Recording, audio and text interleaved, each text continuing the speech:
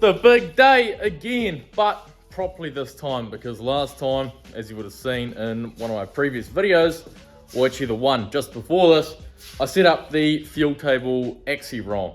So now I've sorted that out. I've done a few things here. First one is chuck the front wheels on the back. So now the back wheels are on the front. Now these are actually perfect in condition and they're also balanced. These are bent and not balanced. So that should fix my horrible steering wheel shake. I literally couldn't go over 95 k's an hour when I was tuning it, which, well, completely hinders the tune itself. All the boost lines I ripped out and I replaced with actual vacuum tubing like that. Hopefully that sorted my boosting problem, because what I was finding was it would make too much boost and hit boost cut, so I had to raise the boost cut.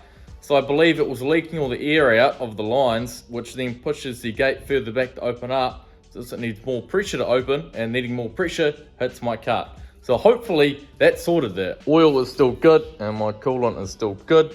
So that is sweet, no need to worry about that. I know the battery should be charged, that should be still good because I didn't really turn it off much last time. But something I want to do is check my spark plugs, and when you're doing a tune, you should actually be doing that. And the reason for that is because plugs tell you the true story. If you have a wideband that doesn't read quite right, your plugs will tell you. Too lean, too rich, problems, anything. They will tell you your problem if you have one. Especially since I was fighting a rich condition for like 2 hours, they're probably a bit black. So I would say they could do with a quick cleanup, check up, throw them back in, and then I think we're good to go again. I don't quite know how long this video is going to be. I kind of wanted to put it all in one video, but then again, it'll probably take a while because my laptop will only run for, well, so long. So it's probably easier if I dial in the fuel table today, might dabble into some ignition timing, or on my just gate pressure at 14 pound currently, or I don't know, maybe this video will be super long, I might do it all in one. We will see, I guess. With the power of some editing magic, I will just whip these plugs out real quick. Got all the plugs out. One little issue though. All my plugs here are fairly black, as you can imagine, because it was running quite rich. They're all pretty consistent, but one isn't. And that's number 6. It's a little bit white for my liking. Now that could be coolant or fuel. So what I've just done is I grabbed this hose I got here. I just poked one end down in one of the cylinders, 1 and 3, just for a comparison. And then when I jam it down number 6 and I give it a sniff, because obviously I can't get my nose right down the valley, it does actually smell like fuel. And the piston is wetter than the other 5. So I'm not quite sure what's going on there. May just be, I would not assume, a lack of air to number 6. It is a common problem on RVs, especially with these shithouse manifolds, I'm not gonna lie. But it could be a injector with a bit of dirt in it, because I did rip my fuel filter out. I had some problems, it was clogged up, and now it's free flowing. So maybe it's got some dirt in there and it doesn't quite spray properly. I'm gonna run it anyway and see how it goes. If I have any trouble, I will have to come home, check the plugs again, and then I may have to whip the injectors out and give them a ultrasonic clean and get myself a fuel filter. But for now, what I'm going to do is in fact just clean them up and then throw them back in, and then I will get this show on the road. Take that back. So I have just thrown in a fuel filter I had around here. I bought it for Bill's Safiro, but I'm going to chuck it in this thing because I need it. So I'll just go and buy him another one. That is the factory replacement part for Safiros and 32s and whatnot. Nice inline paper filter. Hopefully that gives me a bit more freedom and safety. Fair bit of messing around later. I've sorted a few things out, revised a few tables, so they should be up to speed now. I have corrected my AFR target, just went through that. I've also just redone my ghost cams, I guess you call it, my idle ignition table. So that should be a bit nicer as well. The plugs are back in and the fuel filter is in. Did all the tyre pressures, so one of them is actually flat. I did notice that the other day, so might have driven over something the other day. That's lovely. And yeah, I guess it's ready to start up. Everything's ready to go.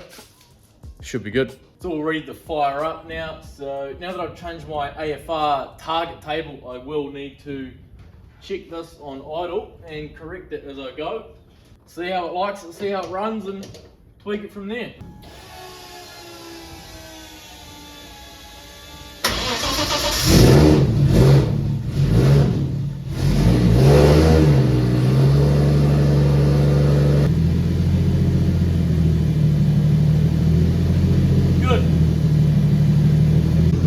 are. I've even refined my idle ignition table, so it's a lot smoother now. Before it was too retarded and it would kind of pop. Now it's got a cleaner sound because I've advanced it more.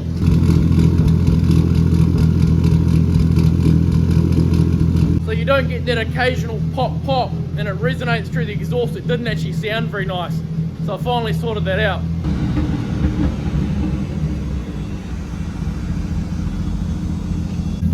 Well, made it out here. I'm back at my spot. I'm not yelling as loud this time. I watched my last video back and I was yelling a bit loud for how loud the car is. So this thing runs flawlessly. I believe I have fixed my boost issue. It now actually comes on the gate easier. But since my ignition timing sucks, it just doesn't sound very good. So, guess we're straight back into where I was, which is doing a few runs. Check my closed loop correction, which I was watching. It is near perfect. Right now, it's taking up 4.2%. And what you want is a 0 to 5%, I guess, change. You want to be able to you want to be in that 5% range. You don't want to be taking out 20%. You want it pretty close to track with your correction. Here's what I'm going to do. I've just cleared my log. I'm in the reflection there. You'll see that a lot today in the sun. It's hard to kill the reflection, so I'll chuck my hand over it and you can see the screen better. Now, I've stopped my log, so I'm going to restart a new log and then do a pull, and then I'm going to check where it sits on the whole log. Now, what I just updated in the blue cells there was almost dead on perfect, so fuck, we're looking pretty good, I reckon. There we are, we're logging. Let's see.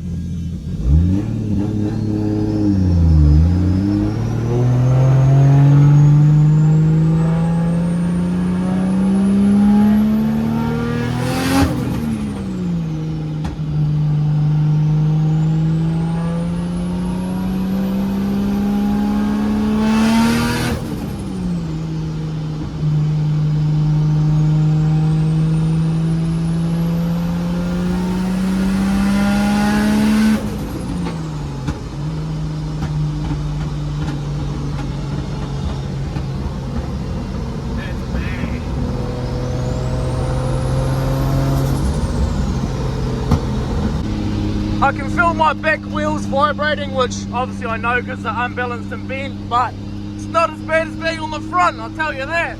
Ease into a bit of a ramp run here, I'll let off and then we'll check. Let's go.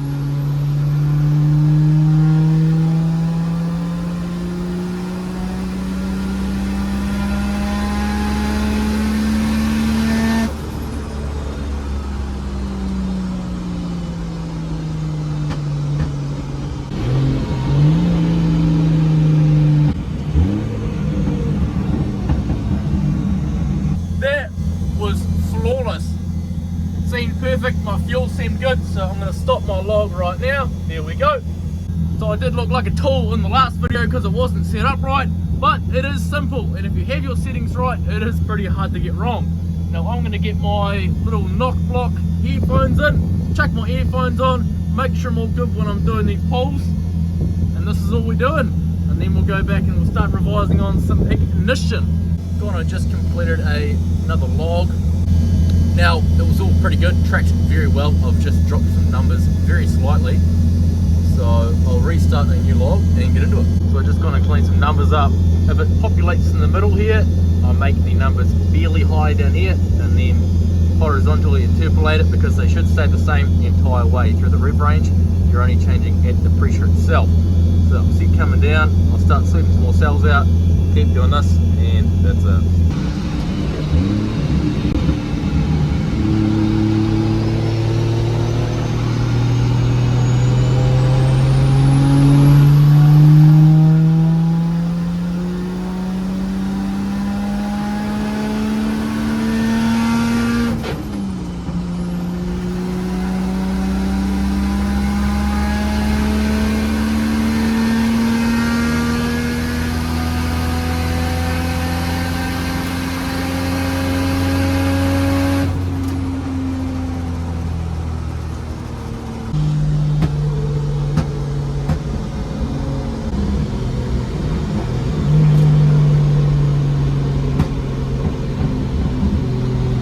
Once again, that was about bang on. So we're going to update the map again and I'll run through it. I'll wait for this. Oh, that was quick. Quite hard to get a good angle on this out of the sun. There we go. Now, the color of these cells do actually have a meaning, and that's how close they are to your target. So this is 0.5%, sorry, it's 5%, 4%, 1%, 5%. This is exactly what I want to see when I'm doing a fuel table. That means all my fuel table here is tracking well within a 0 to 5% range. And even when I'm coming down here in the higher ranges, so that's 100 mgp, that is 14 pound at 6,000 rpm, I am still tracking perfectly at 3%. Just gone and clean the table up again, so I run through until it changes each column, and then I take my correction, so 7% is added in, so I'll take off 5%, I'll leave some leeway, and I do it in that spot, and then I make the whole row from 2500 onwards about the same, and that's that. And the key to doing that is shift asterisks on a link, and then you can do 0.95, and that will take off 5%. Simple stuff. Go do another run and see how it goes. It's not going to be the easiest to hold it while changing gears, but here we go.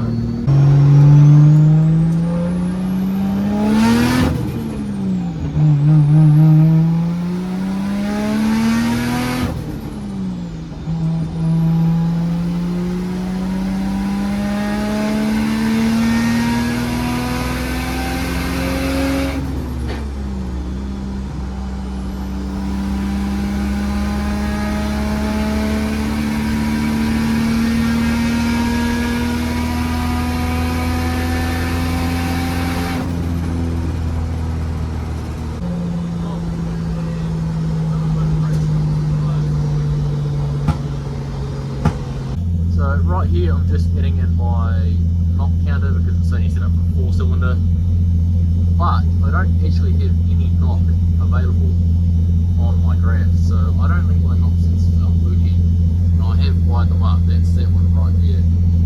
I can't hear any knock, so it's all good for now, but I might have to check that when I get home. I think my table is getting pretty good. I'll just blend it a bit more down here when I get the chance, but for now this is tracking so incredibly well throughout a 6,000 rpm pull, as you can see down the bottom. It is only taking a maximum of 6%. It is almost zero everywhere. And just at the end, it was adding a little bit of fuel, or sorry, it was taking a bit out, and it was adding 5%, which I've got it fixed. So now that's all done, save that. I'll go do another test bench. Still failed, that's great. Just a strange link problem, just had to power cycle it, and now we are back online.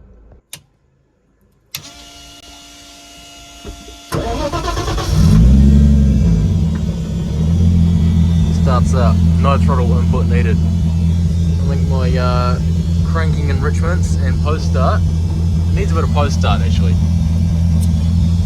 We're a bit lean there, so I'll add some post start.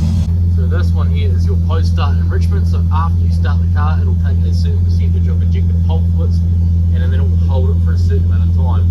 So I'm going to up my percentage in enrichment, and I'm also going to let it hold a little bit longer instead of 2 seconds. Just hit it up the top. Now keep in mind, on a link the turquoise means it hasn't been saved, so if you hit Control S and save it, it goes away, because now it's not an unsaved figure. Down here, go shift asterisks, and we'll add in, I don't know, we'll add in 20%. There we go. I also heard a guy in the comments ask me if the Phoenix intercooler was any good.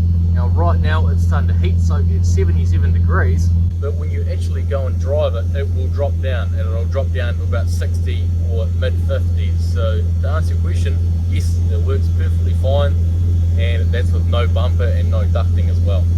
Right, start a new log and I'll go see how good my new fuel map is. Just gone and done a pull, and there you go. It's dropped down to 51 degrees charge temperature. I'd say it looks pretty good. Looking pretty good. I've just made another little tweak there, taking some fuel out, about 4% or so. So I'll set the phone up outside on the tripod and I'll see how it sounds. Now this is with pretty bad ignition timing, very conservative,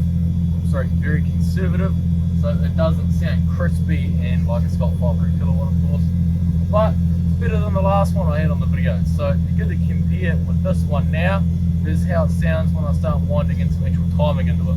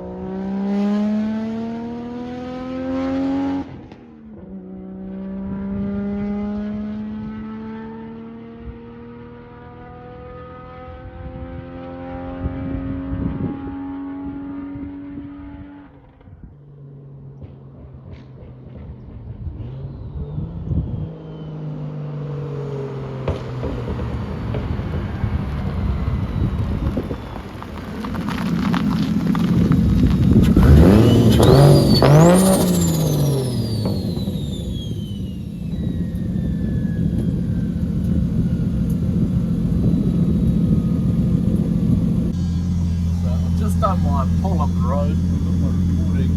I'm in here on my laptop, just tweaking the format. And riding in that hedge back there, you know, quite tell, there's a lake filming, and usually everybody skids up here. So I wasn't surprised. She's tilting to oh my god,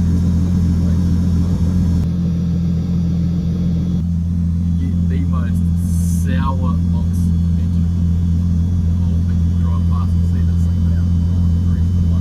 Just looking back through as well, now my MGP, that is 105, that is perfect. That means my booster should isn't being on. I can't see it on the dashboard, I just wanted to make sure it reads the same on the link, which it does, that is perfect. The gate opens, it boost controls, it does its job, that's done. What I think I'm going to do is take my sorry ass home before the cops turn up, because it wouldn't surprise me. People who get stung here, and when I used to work at the local mechanic, he is a complete loser by the way, some old British guy. Now, I had the police come in on 2 separate occasions and ask me to identify 2 cars, which I knew who they were, but I wasn't telling them. So someone around here does tattletale to the police, so I better go home. 100% a tune day well spent though, not gonna lie.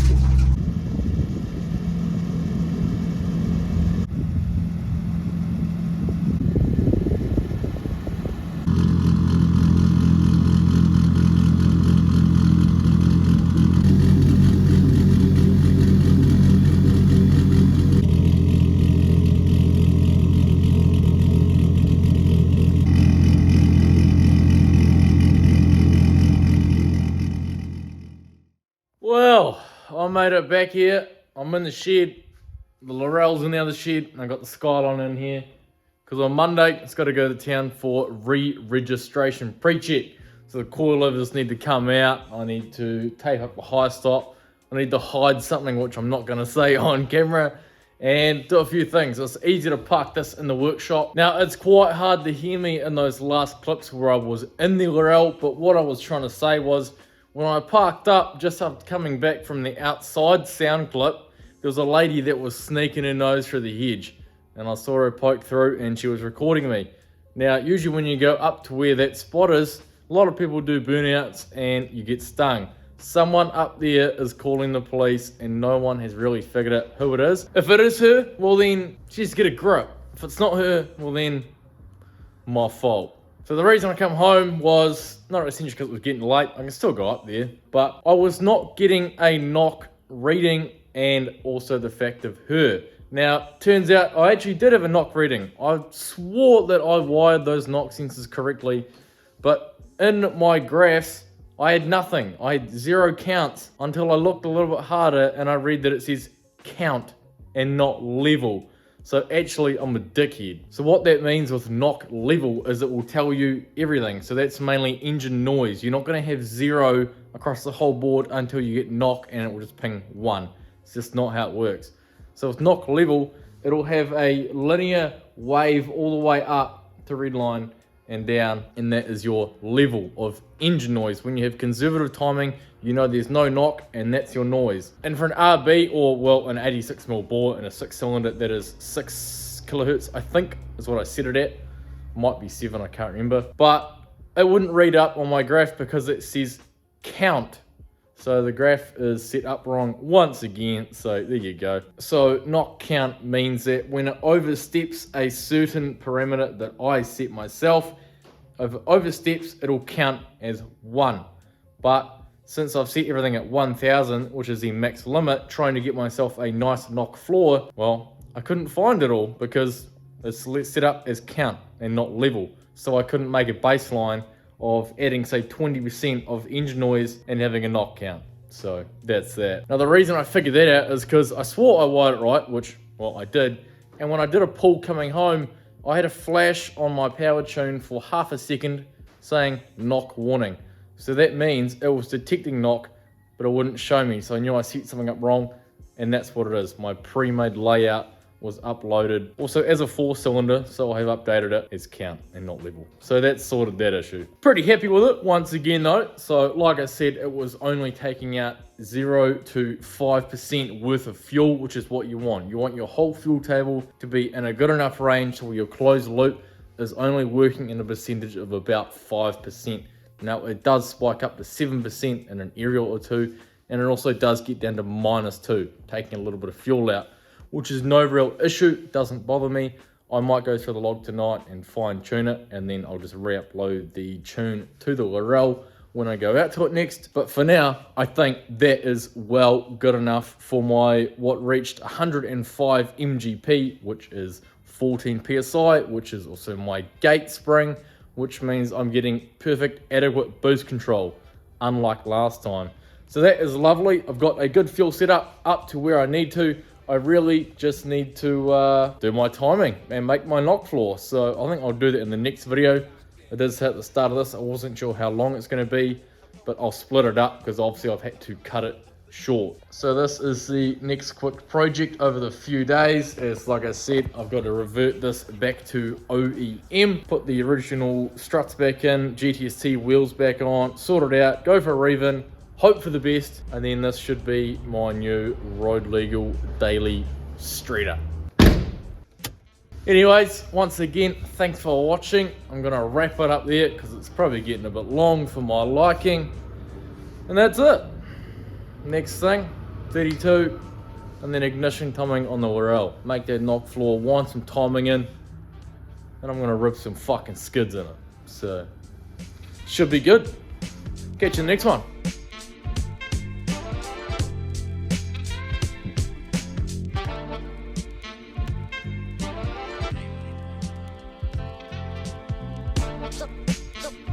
Man, listen, prepare for the rap killer.